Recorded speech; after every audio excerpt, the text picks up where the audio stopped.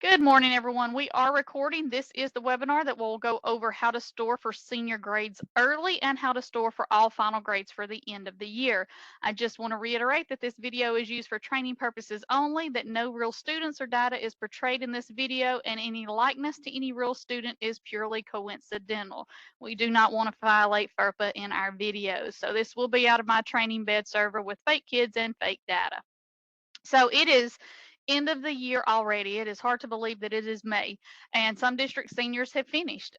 Some seniors finish a couple of couple of weeks early, and so people are wanting to go ahead and finalize grades just for those kids. And one of the questions that I always get from districts is, well, can I still store for seniors if they're in classes that have mixed grade levels? Because I know a lot of electives, it's not just senior specific, and the answer to that is yes. You can absolutely store for just those kids in those grade levels, and it will go find all of the classes they are taking and just store those grades in those classes. So the one thing that you will have to make sure that you remember is if you do have those mixed grade classes, that the teachers have finalized the grades for the seniors. So if you were to store senior grades now, let's say they're in an art class, but there's 2 weeks left of school and this art class has juniors and sophomores as well. If those teachers continue to put in grades, even on those seniors, then when you store again, you could possibly get a second grade that could differ inside of there. So keep those things in mind and make sure you're having the appropriate conversations with your employees. So let's look first at the stored grades process. You have to be at the school level. So I'm here at my high school. That's where my seniors are. I'm going to go to System, and down here under Grades is the permanently stored grades process. Now, we've talked about this many times. For those who are saying that they can't hear, make sure you check your WebEx volume and your device settings. The sound is working from the other attendees. When you're on this stored grades page, there is a filter, and when you first go to it, it's collapsed. So you have to purposefully go looking for it. But there is this additional filter options that lets you do one of two things. It lets you filter based on selections of students that you have on the current selection screen. It lets you filter by specific course section numbers. It lets you filter based on specific grade levels here, or enrollment exit dates, which we usually never use these tracker exit dates. But what we're going to want to look at is storing for either selected students here or actually going after a specific grade level here. So if it is the point where you are ready to store for your seniors and you want to go ahead and write all of their grades to transcripts, or historical grades, so that you can start pulling transcripts, you can start checking credits, that's what we want to focus on today. Now, one of the things that you want to do is still keep in mind our pyramid, our final reporting grade setup, because this pyramid is still going to dictate what buckets we store for the seniors and for everybody else at the end of the year.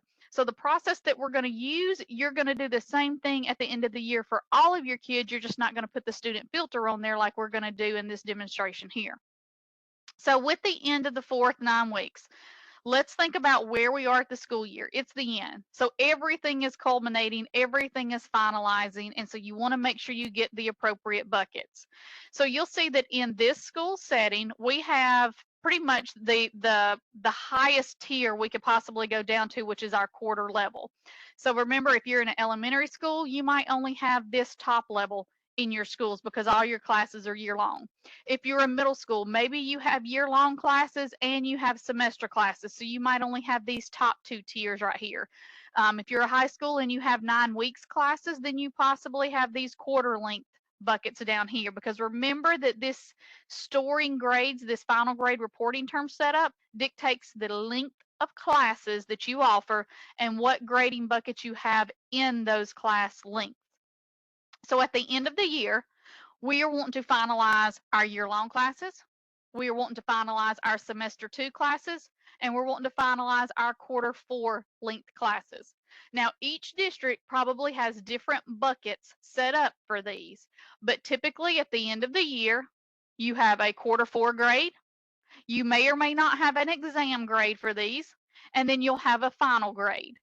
Now, for some of these lower tier grades, you might not have an exam. You might just have a final average where everything's kind of like a running grade and you just snapshot that in grade. So it is quite possible that when you look into your setup, you might just see an F1 in this quarter length right here.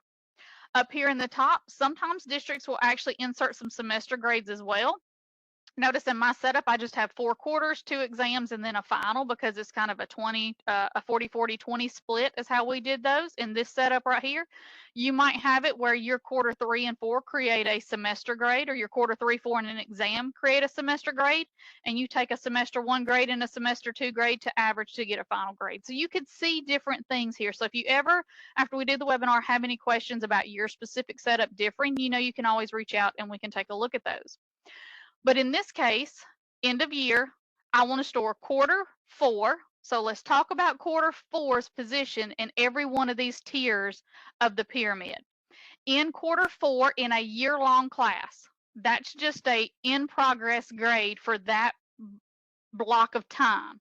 So when I store quarter 4 for my year-long class, it is not going to have credit associated with it because it's not the final overall grade.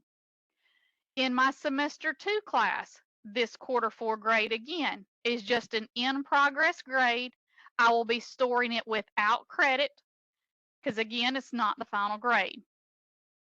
Even in my quarter 4 length class, in my setup, they are going to have a quarter 4 grade. They are going to take an exam, and we're going to average that quarter 4 grade and exam to get a final average. So my quarter 4 again is just an in progress portion of that. And so again, I want to store it without credit. So you'll notice down here for my end of fourth quarter, quarter 4 is just a storage of a snapshot, no credit awarded to it. For my exams, I use the X you've seen in my previous webinars for the exams. So in the year-long class, I have an X1 and an X2 because we gave an exam at the end of December and we give another exam at the end of May in my setup. So here I had to use 2 different X values because it's all within that same block of time. So I'm going to have to store this exam. Again, exams are a moment in time grade that's used as part of a formula. It's not a final formula. So all exams are stored with no credit. So for my year-long classes, it's called X2. For my semester length classes and my quarter, I called it X1. Now, a lot of people get confused and ask, Stacy, why did you call it X2 up here, but down here call it X1 when you called it X1 here? Aren't those the same? Won't they override each other? That answer is no. This X1 is in a semester 1 class that ended. This X1 is in a semester 2 class that ended. Those are 2 independent classes that do not talk to each other. However, this X is in the exact same course that started in August that doesn't end until May. So I can't use X1 twice here because it would overwrite itself. You have to use a different bucket when it's all in the same length of term. So hopefully that explains why we have to use X2 up there, but don't have to use it down here. Now, if you wanted these to say X2 because it's second semester, you could. That's just another bucket you have to account for. Completely your choice. So we're going to store those X's as exams, again, without credit. And now because it's the end of the year, it's pretty easy to know that all of these F's are going to get credit. So I'm going to store an F1 for my year-long class. So that class that started in August and lasted till May, I want to get that final grade that's going to take into consideration whatever formula I've put into place, and I'm going to store it, and I want to award credit to it. For my semester 2 length class, that class that started in January and ends in May, again, I want to award that final grade, that F1, and store credit with it. And that quarter 4 length class, the class that started in March and ended in May, I want to store it, that F1, as final credit. So it was a little harder to figure out what got final credit in first, second, and third quarter when we were going through because not everything was finalized. At the end of the year, it's pretty easy to see that every class gets finalized. So you're going to go grab that F1 for everything. So as I start laying out that page, I'm going to be using this box right here. And I tell people, print this out and stick it beside your computer so that as you go through the page, you make sure you're setting these the exact same way because your lengths will be there. You'll be on a specific bucket and you'll need to know whether to set it as store with credit or store without. So I'm going to minimize this. and come back to this page. So if we are wanting to store early for seniors, the first decision you need to make is how do you want to select your seniors? Do you want to have them selected on the main screen? So I could come over here, and if you have your, grade level right here, you can click on 12. So now I have 324 seniors selected. I can do that and come back to my system page and come to permanently stored grades. And now do you notice I have an option right here that says store the grades for those currently selected 324 students? That's one way to do it. So I could just select here and it has those kids, or I can use this grade level filter that's built in right here and select 12. Now, pay attention to the order of the boxes, because I've had people select the wrong box thinking they were selecting grade 12 and they were actually selecting grade 13. So remember, the boxes start before the name of the grade level. So if you want grade 12, you actually need to check that box right there. So that is your choice. You can either filter for the kids and use that currently selected student, or you can just check the box and it will know to go grab everybody that's in that same filter that you used at the very beginning. Once you have those filters there, now it's setting our terms. So remember, going back to here, what's the first bucket that I need to store for according to my pyramid? It's going to be my Q4 grades, because yes, I want to go ahead and store everything for my seniors. So use this final grade reporting term. So that's going to be Q4. That's the bucket you're going to go grab out of the teacher grade book. Now, what bucket do you actually want to store it to in historical grades? In this case, I want Q4 to actually store as a Q4 grade. Remember that this is a very important part of your storing process. Do not leave these include and exclude enrollments blank. We've talked about it on previous webinars as we've gone through this storage, and we know that if you leave that blank and you restore, it can cause duplicates. It can cause drop grades to be posted where you didn't mean for them to be posted. So my recommendation that I always use is that include only enrollment records that are currently active and were active on this date, because this mimics more of what we used to do in iNow that we're very familiar with. I always go to the end of the school year or end of the term and I back it up by 4 days. So in case anybody tried to do anything when dropping a class or something, it does not go haywire with it. So if my school year ends on the 26th, then I can back it up. Or if it ends on the 19th, I back it up. So even if your seniors are finished, I wouldn't use one of these dates. I'd still go to whenever the end of your school year is. If you don't know when the end of your school year is, remember that that you want to look at what those term dates are. And I don't think, yeah, I have them right here. So you see how I have mine set to end on 5/26? So in your final grade reporting term setup, you should see that end date. So when I go pick my date, I'm going to back it up 1, 2, 3, 4, and I'm going to use the 23rd. Okay, so whatever date you use, you just know you stay consistent, because if you ever need to restore these grades, you want to go back to that same date. So it's picking the same group of kids and not trying to overwrite or not trying to duplicate anything, but yet will overwrite when you restore. So I've chosen what bucket, I'm choosing my include statement and what my date is. I have my filter selected here that I only want to choose grade 12 students. And again, I could have done that here or here since I pre-selected them. And now I'm going to come to this area right here. So if you go to this right here, this is that same part right down here. Notice I have them in order: year long, semester 2, Q4. So year long, semester 2, Q4. For Q4, I wanted to store with no credit. I'm just wanting to put in an in progress grade. Q4, store without credit. So whichever one of those columns tells you exactly which way you need to go in there. If you have remote schools in your district, so maybe you have an alternative school or a career tech center or things such as that, you do have to act on this option right here: options for classes enrolled at other schools. Do you want to store grades for those classes that are enrolled at just this school? So if I'm working at, in this case, this high school, do I only want to store for classes here, or do I want to store for any classes they might have at other schools in my district? Most people say, yeah, I need them for all schools in the district, not this school only. If you truly did want to only store for those high school grades, you could do that. But most people are going to say all schools. And then what's the record of the name that you want on that? When it pulls it over to the historical grades file, do you want that high school's name on there, or do you want the name of the other school? Like if it's at a career tech center, do you want the career tech center's name associated with that grade? Or do you want the high school's name associated with that grade? Think about it with alternative schools, STC schools, things such as that. Keep all of those in mind so that you know who you want. So in my case, I want stored for all schools, and I want the name of whatever school they earn the grade at to be what's reflected on the historical grades.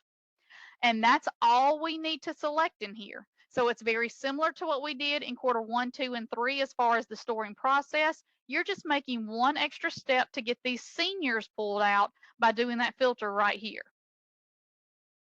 So now I'm going to come down here, and I know there's lots of options right here, but we don't use any of these. So don't worry about the other stuff on the bottom of this page.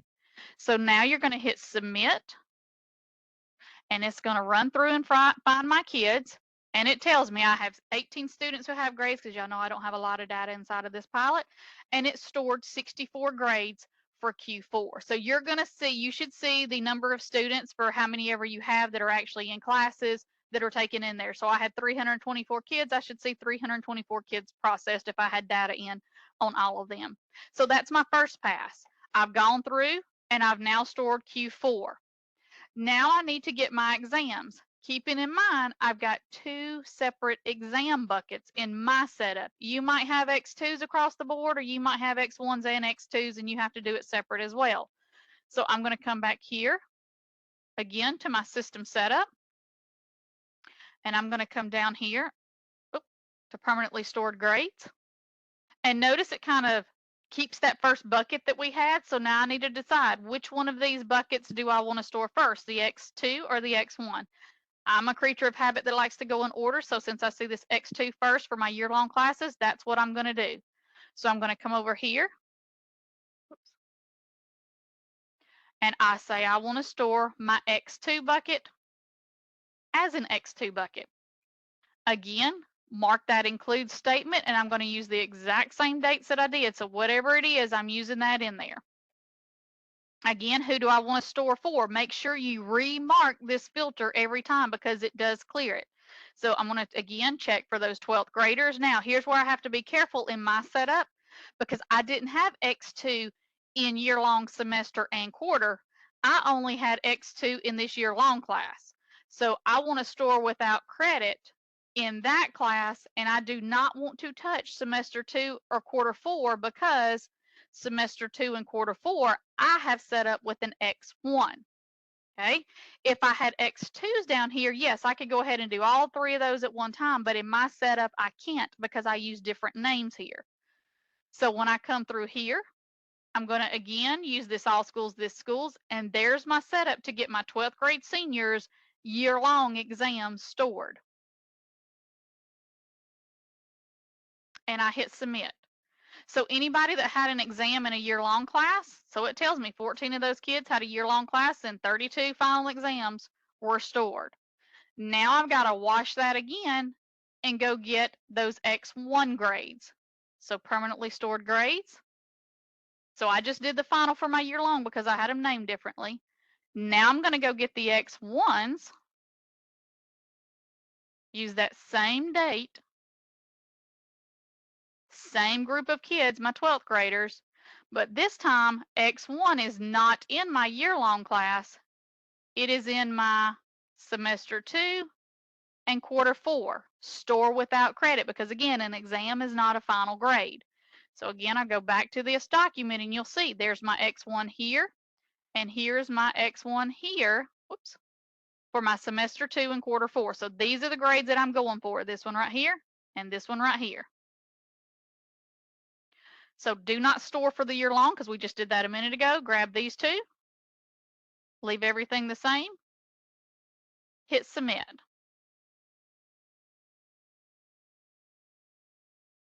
And it tells me that I have X1s for those grade levels of 12, 18 students, 32 grades stored, processing complete. So I now have taken care of everything that is without credit that I had set up in my pyramid. Now I need to go grab those F1 grades. Okay, I'm going to go grab the final one and award the credit on them. So I'm going to come back to system. I'm going to go back to permanently stored grades. And now I'm grabbing that final bucket, that F1 and an F1. Include again, use that exact same date, no deviation there. And again, only grab my 12th graders. Okay. Now, this is where I store with credit. So for my year-long classes, if this is F1, store with credit, how much credit? Well, in my case, it's 100% because when I go back to my pyramid right here, I only had one final grade. So I want you to think just about your year-long classes because this is where we differ across the state. Here, I have it set up to select one final grade at the end of the year. There are some districts that will set up a year-long course. Now, I'm not talking about these 2 semester courses. I'm talking about your year-long course that started in August and ended in May. Some districts set it up to give half credit in December and half credit in May, and they never give an overall final credit. They just give a half and a half, which is going to add up to be the whole needed to graduate. So you might have an F1 and an F2 up here. If you are a district where in this top line, you have an F1 and an F2, then when you come here to store, you're most likely only going to store 50% when you do your F2 bucket. But if you're a district like mine, where that year-long class just has one final credit we award at the end of the year, then you're going to put 100% in that area. Now, when I come to my semester 2 class, this F1 is the totality final ending credit for that semester 2 class. So I do want to store it with credit, and I want to give 100% of the credit. Now, this is another place where we saw last year people make mistakes in because a lot of people thought, oh, well, this is a semester 2 class. It's a health. It's a something where they only get half credit instead of a whole credit. So they were putting 50% right here. You don't want to do that. That credit value is assigned at the course level. When you set up that course, health, driver's ed, whatever it is that you did as a semester class, you said that it was a half credit or a whole credit course there. So when you go to store, you're telling PowerSchool, I want you to store 100% of whatever credit I assigned it in the course setup. So if you were to cut this to 50% right here, thinking it's a half credit classes because you know that in your district you only schedule half credit classes as a semester, then that you're giving half of that half credit instead of the whole credit for it. So don't make that mistake. 100% you want right here. Same thing on your quarter length classes, whatever class this is. If I'm on a block school that gets to have these 9-week courses, and usually this is like government econ, those kind of things that are the half credits, this again, you want to award 100% of whatever credit value was inside of this quarter 4 class right here. So I'm going to come right here. Oh, change that to say store with credit. Change this to store with credit. And again, put 100% on all of these. So in my setup, these are the only final grades for these courses, and all of them are getting that 100% of the value there. So again, I store grades for classes at all schools, record the name of the school being this school, and I come down here to hit submit. So what PowerSchool just did in all of those, when I stored these grades, it went and found all of my seniors. It went and found all of the courses that my seniors are in, and it stored just the senior grades in those courses.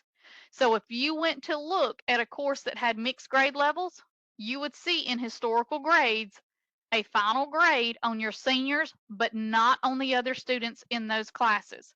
So if I look up, let's go to my favorite Mickey Mouse. He's a senior. And I now go to his historical grades.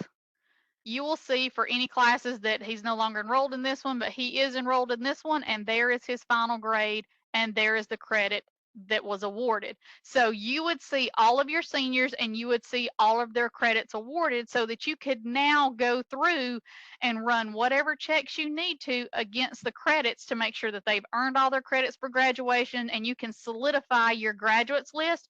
You can also solidify final GPAs because you've stored and awarded potential and earned credits inside of all of that. So then all you have to do at the end of the school year is go back, and you can do one of two things. If you know your teachers have not touched any senior grades, you can just restore the whole school and not do a filter. Or you could come back to this page, and based on your filters,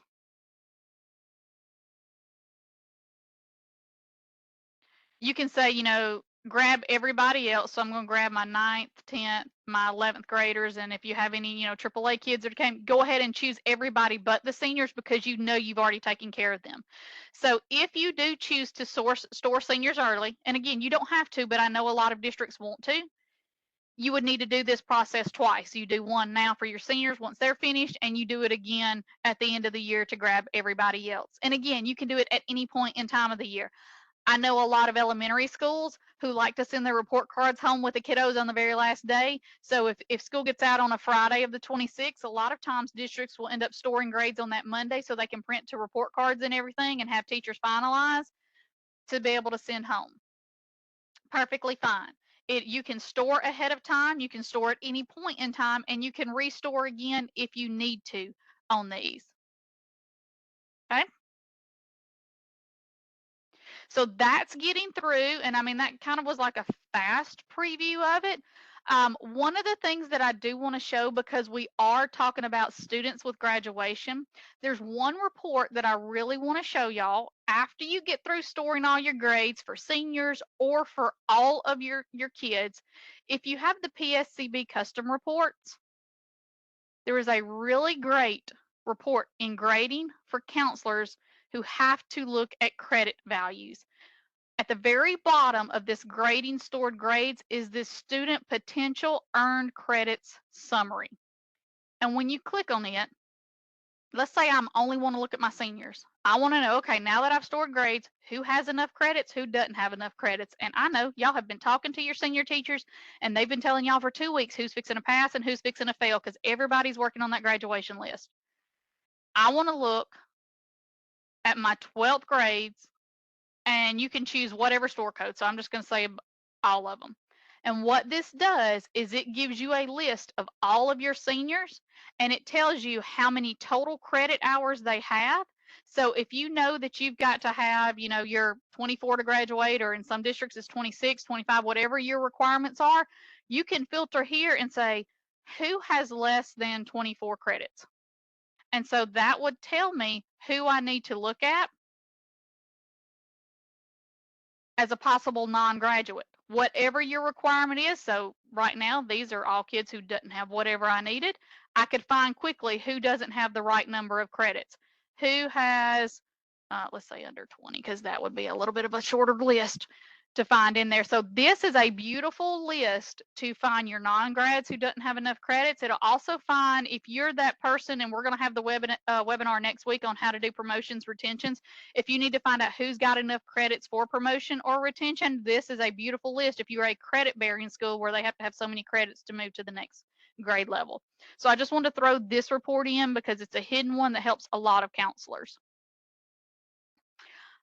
Ben just asked, what's the exact name field for the new senior class rank field? So that is a new field that was placed on here. We'll go to it real quick. And I'm going to show everyone a trick that I use to find any field name when I do not know what it is. So on this field, on this page, there is a new graduation class rank field that's a manual field that districts can use. If you're ever wondering what a field name is because you're getting into the techier side of PowerSchool, click in the field to activate it, right click and go into the inspection tool. And in the HTML, you will always see, so right here, I'm going to go into the edit. Here is your field name, Ben. It's that graduation class rank. So I'm throwing it in chat.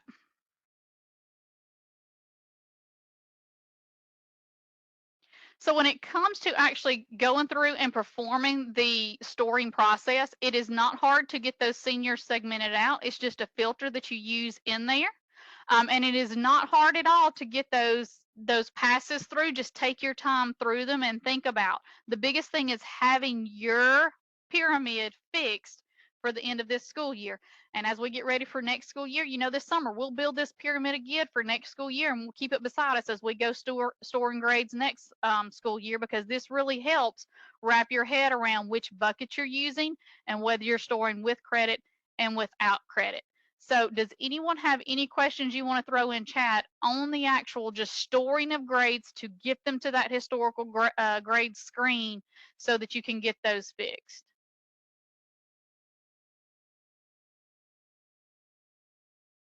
Chesley, running rank to include mid-year grads, do you have a PDF or video? Chesley, it's the same as running it for all your grades. You just have to make sure they're set up inside of there. I will say that you need to be aware of what grade level they're in, because even though you have the WG1 code, we have found that it doesn't always pull those kids in, that they have to be still marked as a grade 12 student for them to be pulled into that rank run.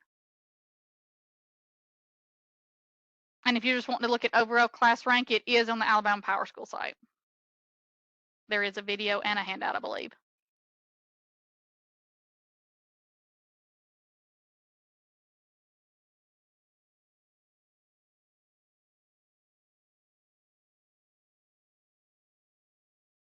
Any other questions that you need to see from this page right here on storing grades?